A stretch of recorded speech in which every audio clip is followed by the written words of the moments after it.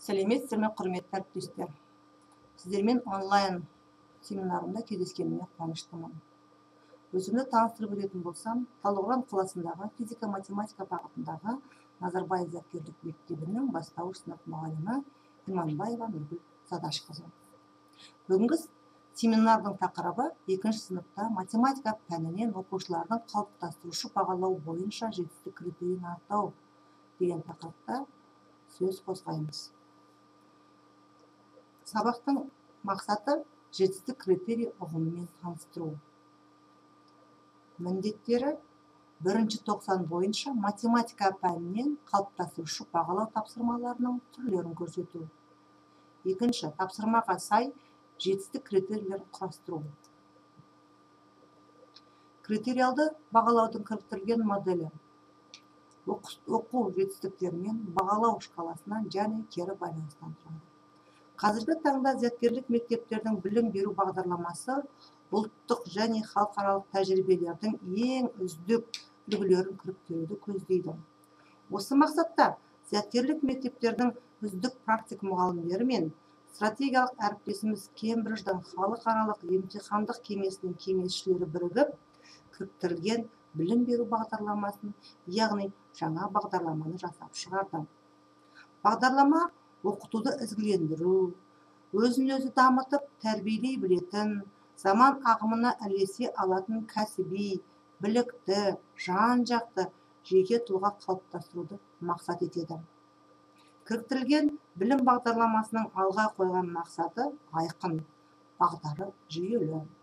Зиялы азаматты сана әлеуеті жоғары дамыған, сын тұрғысынан және жаңашыл ойлай білетін, рухы мықты, өз білімін қоғамның алға басуына жұмсай алатын адамды тәрбиелеуге ұмтылу. Аталмыш білім беру бағдарламасында тәрбие мен оқыту ажырамас байланыста болады. Кіріктірілген бағдарлама бірнеше құндылықты негізге алады. Атап айтсақ, олар құрмет, әріптестік, азаматтық жауапкершілік қалыптастыру, ашықтық, өмір бойы білім алу. Белгіленген құндылықтар аясында зияткерлік мектептердің мақсаты жоғары білімді, шығармашыл, адамның үйлесімді тұлғаланып дамуы үшін қолайлы білім беру кеңістігін жасау. Зияткерлік мектеп түлегі кең ауқымды дағдыларға ие болады. Нақтырақ айтқанда, сын тұрғысынан ойлау, білімін шығармашылықпен пайдалана білу, зерттеушілік дағдылары, АQT дағдылары, топта және жеке шебер жұмыс істей білу, коммуникативтік дағдылар, атап айтсақ тілдік дағдыларын қоса алғанда, қойылатын міндеттер мен күрделі мәселелерді шеше білу дағдылары секілді бірнеше дағдылар қалыптастырады. Назарбаев зияткерлік мектептерінде ішкі және сыртқы бағалауды жүйелі қолдануға мүмкіндік беретін критериалды бағалаудың кіріктірілген моделінің сипаттамасынан құрылған. Модель Кембридж университетінің халықаралық емтихан кеңесінің сарапшыларымен бірлесіп, Назарбаев зияткерлік мектептерінің ішінде қолдану үшін құрастырылған және Қазақстан Республикасының жалпы орта білім беру ұйымдарында қолдануға икемді құрал болып табылады. Критериалды бағалаудың кіріктірілген моделі оқыту мен бағалаудың бірлік принципіне негізделген. Оқушының үлгерімі және оның прогресін қамтамасыз етуде біртұтас жолдары қалыптастыруға бағытталған.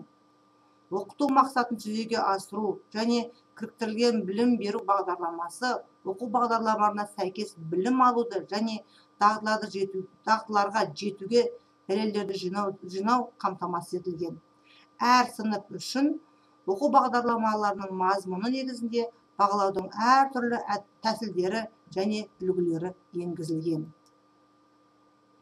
Критериалды бағалау нақты анықталған, ұжымдасып жасалған критерийлер мен оқушылардың оқудағы жетістіктерін салыстыруға негізделген және оқушылар, ата-аналар мен педагогтар үшін түсінікті, білім мазмұнына және мақсатына сәйкес процесс. Бағалау критерийлері оқытудың мақсатын және ара қатынасын белгілеуге сәйкес белгі, сипаттама, ал дескриптор жетістік деңгейінің сипаттамасы.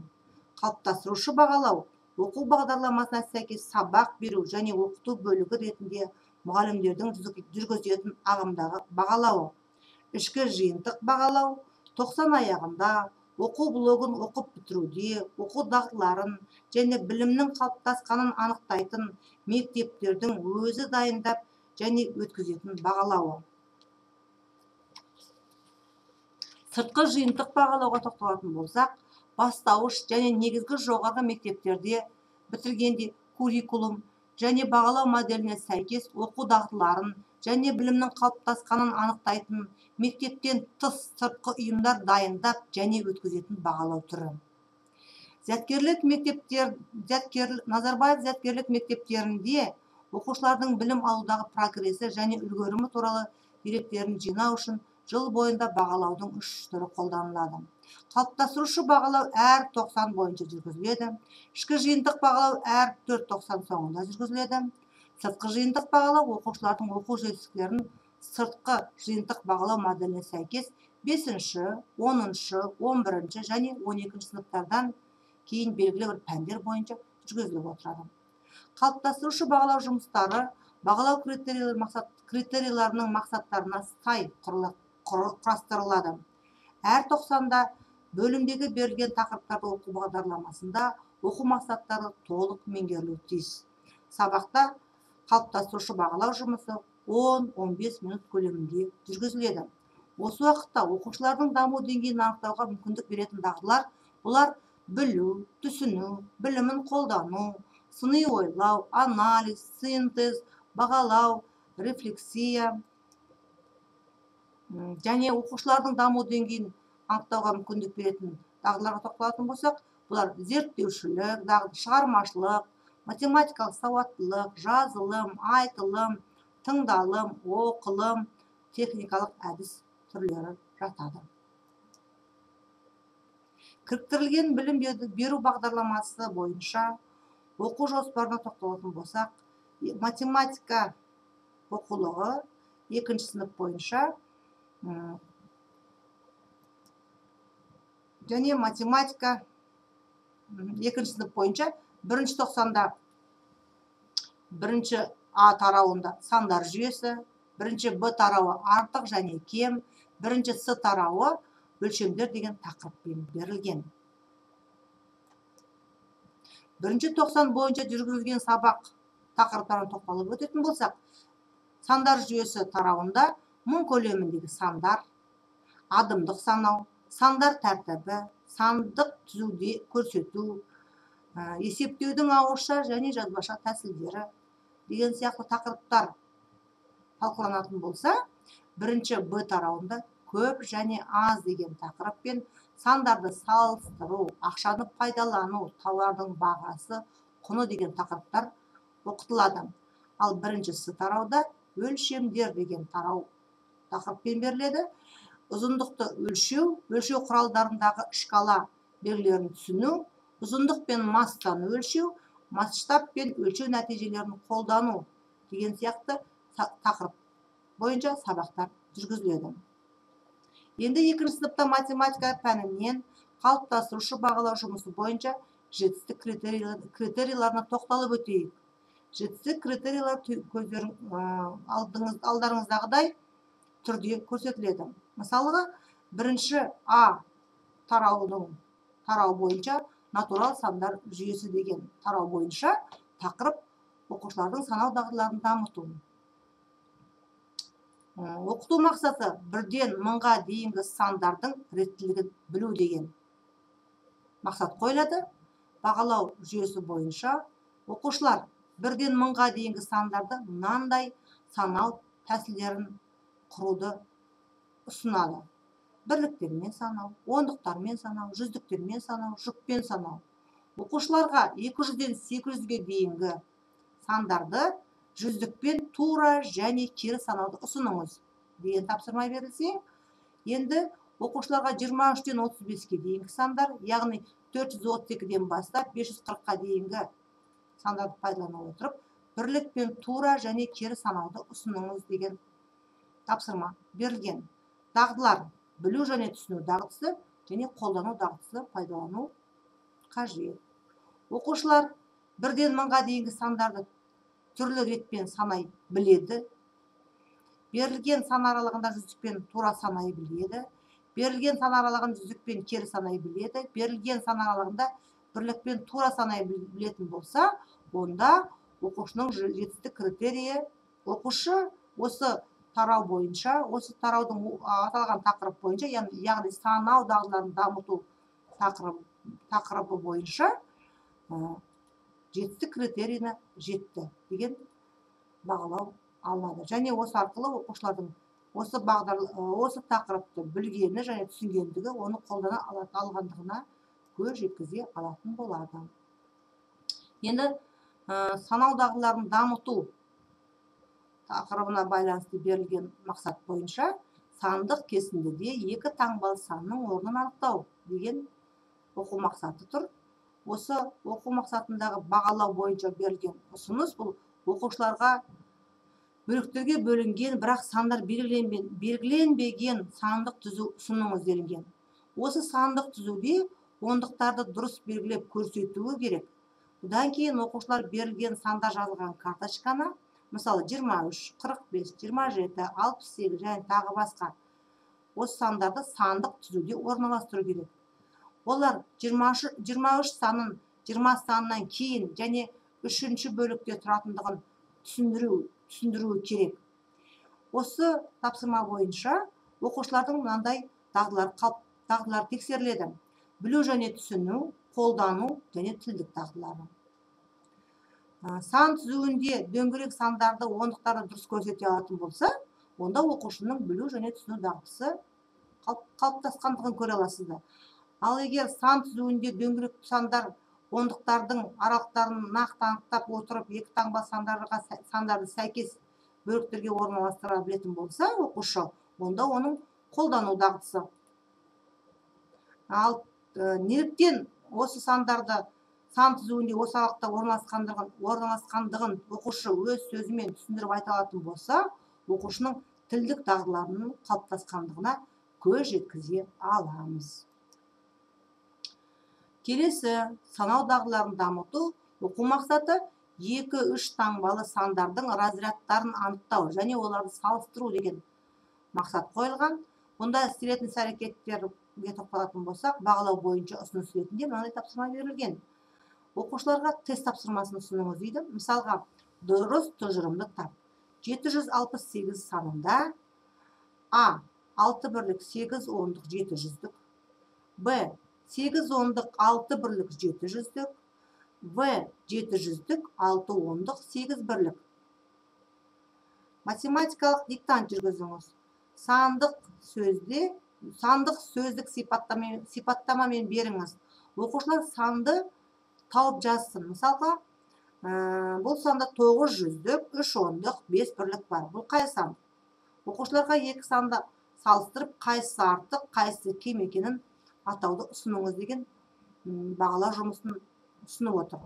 Бұнда тексерілетін дағдылар білу және түсіну, қолдану, анализ және синтез. Егер оқушы 1000-ға дейінгі көп таңбалы сандардың разрядын білетін болса, онда оның білу дағдысы.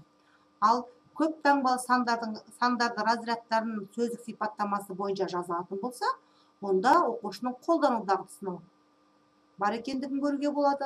Және көп таңбалы сандарды салыстырып, оған талдау жүргізе алатын болса, оқушының анализ және синтез дағдыларының білуге болады. Келесі, қосу және алу амалдарының жазбаша тәсілдері. 2 таңбалы және 3 таңбалы сандарды есептеу алгоритмін қолданып, ондықтан аттау арқылы жазбаша қосу және азайтуды орындау. Бағалау бойынша жүргізілген жұмыс түрлері төмендегідей.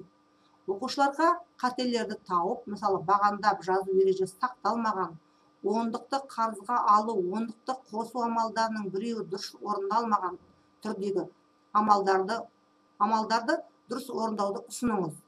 Оқушыларға көп таңбалы сандарды ондықтан аттап қосу және азайту амалдарын бағандап жазу арқылы орындау үшін бірнеше мысалдар беріңіз дейді. Жетістік критерийінде оқушы оқу мақсатына жетті. егер ол көп таңбалы сандарды ондықтан аттап қосу және азайту алгоритмін білетін болса, қарындаш пен разрядтарға белгі жасау арқылы ондықтың қалай пайда болғанын және келесі разрядқа қалай толықтырылғандығын түсінеді. Көп таңбалы сандардың ондықтан аттап қосудың жазбаша тәсілін біледі. Кіші саннан үлкен санды азайтуға болмайтынын түсінеді және ондықтан қалай сұрау керектігін көрсете алады. Қолдану дағдысы бойынша көп таңбалы сандардың ондықтан аттап қосу және азайтудың жазбаша тәсілін пайдаланатын мысалдар шығара алатын болса, оқушының қолдану дағдысы, білу және түсіну дағдысының қалыптасқандығын көз жеткізіп, оқушының оқу мақсатына жеткендігін көруге болады. Тарау 1С өлшемдер тақырыбы, ал тақырып жаңа өлшем бірліктерімен танысу. Оқу мақсаты шкалалы аспаптар көмегімен объектінің ұзындығын массасын өлшеу. Бағалау бойынша ұсыныс: оқушыларға заттардың суреттерін, өлшеу құралдарын және өлшем бірліктерін пайдалана отырып, ұзындық және масса бірліктерін еске түсіруді ұсыныңыз. Оқушыларға сәйкестікті табу керек. Оқушыларға сәйкес құралды пайдаланып, берілген заттың ұзындығын, массасын өлшеудің және нәтижесін кестеге жаза отырып, жұптар жұмыс жасауды ұсыныңыз деген бағалау бойынша ұсыныс берілген. Мұндағы жетістік критерийін тоқталатын болсақ, ұзындықтың өлшем бірлігін біледі және қандай заттарды өлшеуге болатынын біледі. Масса өлшем бірлігін біледі. Сызғыштың көмегімен ұзындықты өлшей алады, нәтижесін кестеге жаза біледі. Яғни бұл жерде оқушының практикалық дағдысының қалыптасқандығын көруге болады. Сандық таразы көмегімен массаны өлшей алады және нәтижесін кестеге дұрыс жазады. Өлшем нәтижесін басқа оқушыға түсіндіре алады. Бұл оқушының коммуникативті дағдыларының қалыптасқандығын көрсетеді. Қалыптасушы бағалау критерийлары мақсаттарына сай құрастырылады. Бөлімдегі тақырыптардың оқу мақсаттары толық меңгерілуі тиіс және бұл 10-15 минут көлемде жүргізілуі керектігі туралы жоғарыда айтылған. Қазір енді сіздерге бейне сабақ ұсынамыз. Талпынады шешімі бойынша мұғалімнің жасайтын әрекеті. Оқу мақсатына қол жеткізуге талпынатын оқушылар жетістікке жету үшін кері байланыс, екінші мүмкіндік, 90 аясында ұқсас тапсырмалар ұсынылып отырады. Енді жақсылап назарларыңды мұғалімге аудара қойыңдар. Бүгін біз сендермен мынадай жемістерге тоқталайық. Оқыңдаршы. Жүзім, алма, шие. Біз бұл жемістерді жейміз бе? Жейміз. Енді қараңдар, жүзімнің түсі қандай? Қандай түсті жүзімді кездестіресіздер? Көк түсті болады. Жасыл түсті жүзім болады. Қызыл. Қызылға келген. Бірақ олармен көк түсті жүзім көрмеппін. Күлгін, жақсы. Енді қараңдар, алма. Қандай түсті алма жейміз? Қызыл түсті. Сары түсті алма. Жасыл түсті алма. Бұлар енді айғайламауға тырысады. Енді қол көтеріп жауап берейік. Шие қандай түсті? Қызыл түсті екен. Ендеше біз осы жемістерді қолданамыз. Бірақ кейбір балалар соның ішінде өте жақсы көретін жемістерін көп жейді. Олай болатын болса, сендерге мынандай тапсырма. Осы беріліп тұрған жемістердің ішінен кім қайсысын жақсы көреді? Соған апарып, мына жерде дөңгелектер тұр, соны дөңгелек арқылы жапсыра қойыңдар. Сонда біз сыныбымызда осы 3 жемістің ішінде қайсысын көп қолданады екенбіз? Соны біліп, соның диаграммасын шығарамыз. Ақырын ғана барлықтар ортаға келіп отырса, кімге қандай жеміс ұнайды, соның үстіне жапсыра қойыңдар. Ақырын. Балалар кезек-кезек алуларына болады, кезек-кезек асықпайды. Асығуға жетші.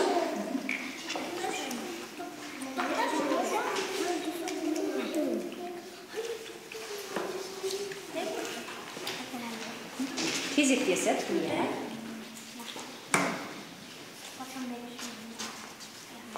кім алманы көп жейді екен байқайық, кім жүзім жейді екен.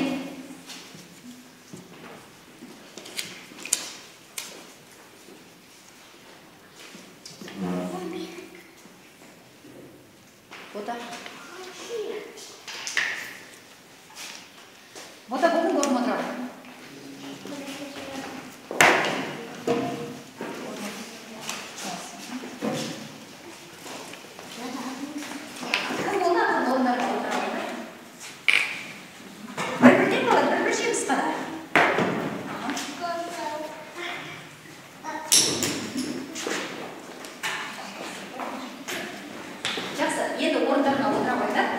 Қазір балалар біз сендермен салыстырайық. Біздің сыныпта жүзімді неше бала жақсы көреді екен?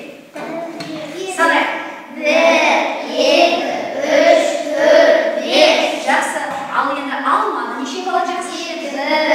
1, 2, 3, 4, 5. Шиені қанша бала жақсы көреді екен? 1, 2, 3, 4, 5. Жақсы балалар. Олай болатын болса, мына диаграммадан байқайтын болса, біздің сыныпта барлығымызда бірдей деңгейде жүзімді де жейді екенбіз, алманы да жейді екенбіз, және шиені де жейді екенбіз. Жақсы, рахмет сендерге. Ендеше біздің бүгінгі қарастырған диаграммамызда ол барлығы бірдей болып шыққан. Оқушылардың қолданған әртүрлі іс-әрекеттерін бағалауда топтық жұмыстың бағалауы ерекше рөл атқарады. Атап айтатын болсақ, жетістік критериймен алдын-ала таныстырылу керек. Барлық оқушыларды бақылап отыру керек. Қосымша сұрақтар қою, талпынатын оқушыларға мүмкіндік беру, оқушылар үшін қолайлы ахуал туғызу, бұның барлығы жаңағы оқушылардың жетістікке жету, жетістік критерий бойынша жақсы нәтижеге жетуіне көмегін тигізеді. Жетістік критерийлары жетті талпынады деген талпынады бойынша бағаланады. Мұғалімге оқыту мақсатына жеткен, қол жеткізуге талпынып жатқан оқушыларды нақты анықтауға мүмкіндік береді. Оқушылардың бағалау нәтижелерін жинақтау, бұл бағалау парағы, портфолио, бұл әрбір оқушының нәтижесін тіркеуге және оның өсуін бақылауға мүмкіндік береді. Сондықтан әр оқушыға жеке портфолио папкасы ашылып, жұмыс нәтижелері осы папкаға салынып отырады. Қорыта айтатын болсақ, қалыптастырушы бағалаудың негізгі мақсаты оқушының оқу материалын меңгергендігі жөнінде ақпарат алу, кемшіліктерін дер кезінде анықтауға, олқылықтары болса күнделікті түзетіп отыруға, білім алудағы оқушының қиындық тудыратын сұрақтарын анықтауға және осы туындаған сұрақты жоюға, мұғалім мен оқушы арасында кері байланысты орнату үшін өте қалыптастырушы бағалаудың маңыздылығы бар. Назарларыңызға рахмет.